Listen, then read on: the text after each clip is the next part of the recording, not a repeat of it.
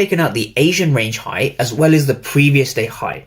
These two liquidity sweeps are absolutely necessary if you are trading, right? You cannot trade without liquidity, and you need to understand Asian liquidity and previous day high liquidity. In fact, a very, very simple way to trade, this is slightly oversimplified, but a very simple way to trade is to simply trade when price is going higher, then wait for a sweep, previous day high, and then from here you can either trade off a fair value gap or an inverse lower.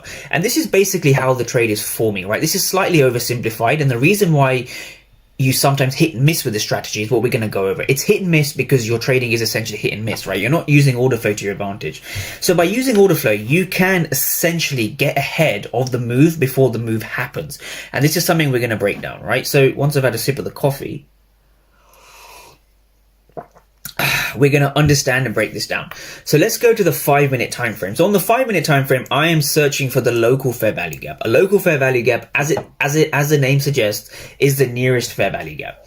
So what I'm not looking for, right? I see a lot of traders making this amateur mistake, right? Where they start marking out the high, the low, and the high. Now structure is hit and miss. Right, and I'm going to explain to you, right? Structure is hit and miss because sometimes you get the break of structure, sometimes you don't get the break of structure. How can you accurately enter moves with high risk, if you want to put on risk, and a high confidence, which is the most important thing? So we have a break of structure over here, right? And then we can see the market actually gives us a break to the upside, right? So we get a break to the upside, then we end up getting this massive selling to the downside. Now, what I want traders to understand is how I was going over this candle by candle by candle.